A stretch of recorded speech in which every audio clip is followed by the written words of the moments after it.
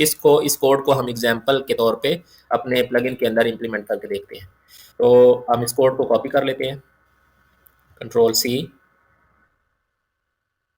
अगर हम अपने कोड के अंदर आए तो आप इस डेटा को आप कहाँ पे डिस्प्ले करवाना चाहते हैं, उसके मुख्तलिफ सिनेरियोज हो सकते हैं। आप उसको फ्रंट एंड पे डिस्प्ले करवाना चाह रहे हैं तो आप शॉर्ट कोड के जरिए उसको किसी शॉर्ट कोड के अंदर डिस्प्ले करवाएंगे, या अगर आप उसको बैक एंड पे अपने डैशबोर्ड के पेज पे डिस्प्ले करवाना चाहते हैं तो आप डैशबोर्ड डॉट PHP वाली फाइल को इस्तेमाल करेंगे। तो हम यहाँ पे डेमो कर रहे हैं, एग्जाम्पल ले रहे हैं, तो हम इसको जो हमारी प्लग इन डैशबोर्ड की जो फाइल है इसके अंदर हम इसको टेस्टिंग के लिए ऐड करके देख लेते हैं। तो सबसे पहले हम यहाँ पे PHP का कोड है हमारा, तो यहाँ पे हमने इस URL को कॉल कर लिया और अब यहाँ पे हम बताएंगे कि आप किस यूज़र का डेटा गेट करना चाहते हैं। तो उसका यूज़र नेम हम यहाँ पे बताएंगे।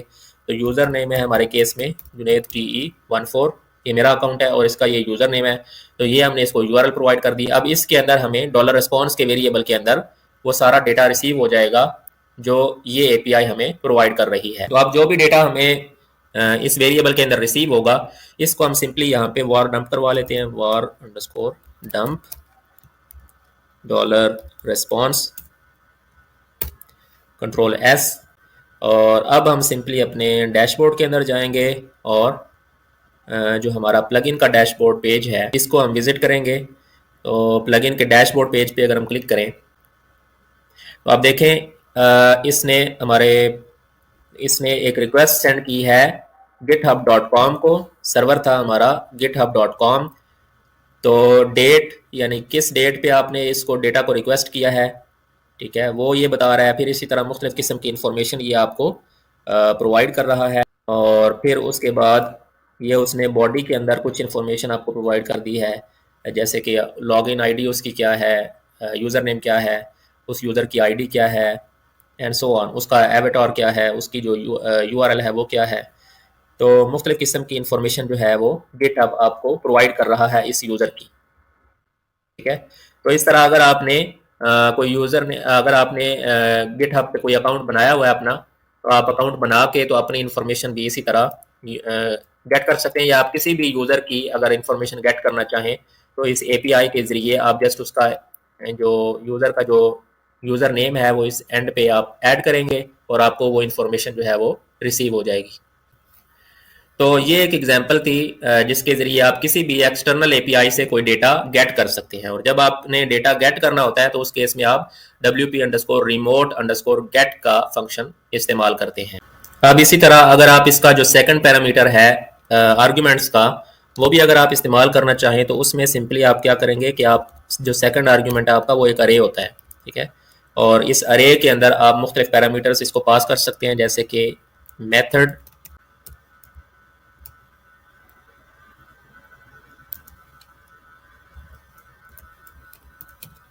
तो हमने इस अरे के अंदर एक आर्गुमेंट एडिशनल पास किया कि हम मेथड कौन सा इस्तेमाल करना चाहते हैं। तो हमने पहले इसका कोई भी मेथड इसके अंदर पास नहीं किया था, तो बाय डिफ़ॉल्ट इसका जो वैल्यू होती है वो गेट होती है।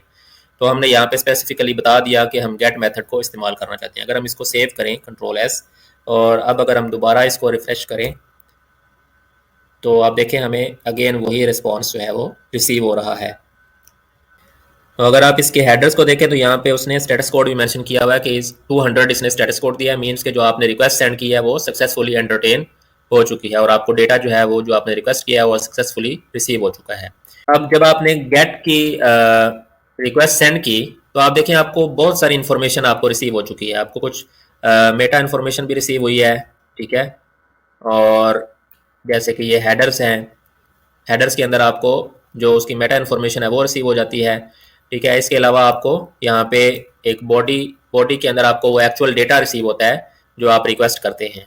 उस वो यूआरएल जो आपको एक्चुअल डेटा रिटर्न करती है ना, वो आपको बॉडी टैग के अंदर या बॉडी के पैरामीटर के अंदर रिसीव होता है, ठीक है। और रिस्पॉन्स के अंदर आपको स्टेटस कोड और मैसेज वगैरह डिस्प्ले होता है। इसी तरह कुकीज़ के एट्रीब्यूट्स हैं, file name and so on.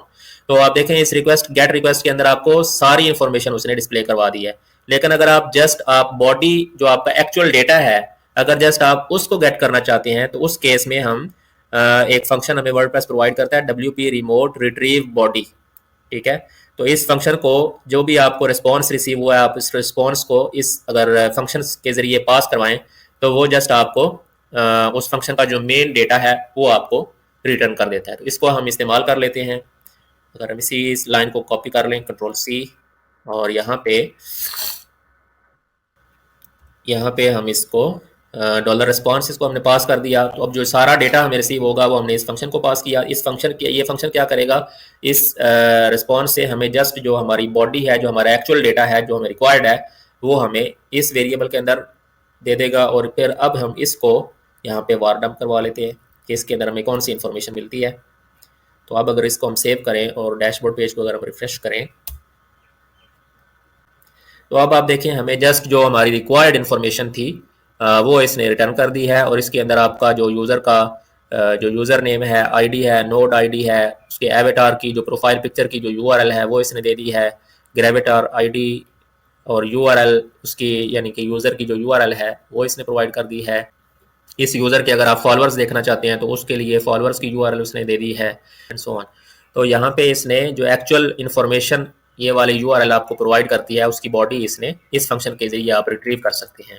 और अगर आप जो आपने रिक्वेस्ट सेंड की है, अगर आप उसका जस्ट रिस्पॉन्स कोड चेक करना चाह रहे हैं कि क्या वो जो आपने रिक्वेस्ट सेंड किया वो सक्सेसफुल है या नहीं, ठीक है, तो उस केस में आप ये वाला फंक्शन इस्तेमाल कर सकते हैं, wp_remote retrieve response code, ठीक है। तो इसको हम एग्जांपल एक ले लेते हैं।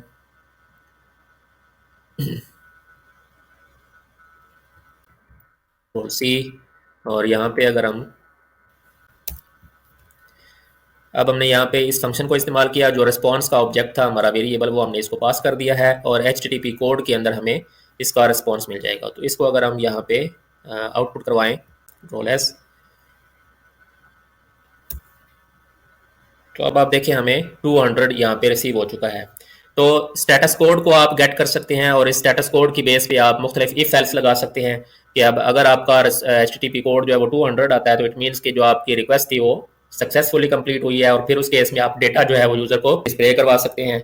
और अगर आपके इसके अलावा कोई कोड आता है तो उस केस में आप यूज़र को बता सकते हैं कि फॉर एग्जांपल अगर 404 का स्टेटस कोड आता है तो आप यूज़र को मैसेज डिस्प्ले करवा सकते हैं कि जो आपने डेटा रिक्वेस्ट किया है वो अवेलेबल नहीं है। या अगर आपका जो स्टेटस कोड है वो 500 आता है तो उस केस में आप बता सकते हैं कि सर्वर साइड पे कोई एरर आ रहा है जिसकी वजह से आपकी रिक्वेस्ट जो है वो एंटरटेन नहीं हो सकती। तो इसकी बुनियाद पे इस वेरिएबल के अंदर आप स्टेटस कोड को सेव करके तो इस पे आप इफ एल्स की कंडीशंस को अप्लाई कर सकते हैं और रेलेवेंट मैसेजेस जो हैं वो यूज़र को डिस्प्ले करवा सकते हैं। अब अगर आप हेडर के अंदर जैसे हमने बताया कि आपकी जो मेटा इन्फॉर्मेशन होती है उस रिक्वेस्ट की वो अवेलेबल होती है, और अगर आप किसी स्पेसिफिक हेडर इन्फॉर्मेशन को गेट करना चाहते हैं तो उसके लिए वर्डप्रेस हमें एक फंक्शन प्रोवाइड करता है wp_remote retrieve header, ठीक है। और उसके अंदर पहले आप पैरामीटर में आप बताते हैं कि वो रिस्पॉन्स कौन सा है जिसके अंदर आप हेडर इन्फॉर्मेशन गेट करना चाहते हैं और फिर किस हेडर इन्फॉर्मेशन को आप गेट करना चाहते हैं। जैसे यहाँ पे इसने मेंशन किया हुआ है लास्ट मॉडिफाइड, ठीक है। तो इस पैरामीटर के जरिए आप चेक कर सकते हैं कि ये जो इन्फॉर्मेशन है ये कब अपडेट हुई है, ठीक है। तो इसकी एक एग्जांपल हम ले लेते हैं, यहाँ पे इस फंक्शन को भी इस्तेमाल करके देख लेते हैं। यहाँ पे अगर हम इसको यूज़ करें, हमने सिंपली अपना जो रिस्पॉन्स है वो इसको पास किया और फिर आप बता रहे हैं कि आप किस इन्फॉर्मेशन को, किस हेडर की इन्फॉर्मेशन को गेट करना चाहते हैं, कौन कौन सी हेडर की इन्फॉर्मेशन अवेलेबल है।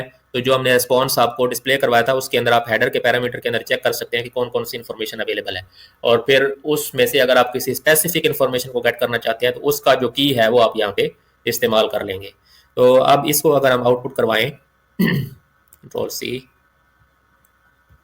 कंट्रोल एस, और इसको अगर हम डैशबोर्ड पेज को अगर हम रिफ्रेश करें, इसने बता दिया हमें कि ये जो इन्फॉर्मेशन हमें रिसीव हो रही है ये अपडेट हुई थी 30 जून 2022 को इस टाइम पे। तो इट मीन्स कि ये आपको बता रहा है कि ये जो इन्फॉर्मेशन आपको मिल रही है, जो डिस्प्ले हो रही है, ये इस दिन को इस टाइम पे अपडेट हुई थी, लास्ट अपडेट हुई थी।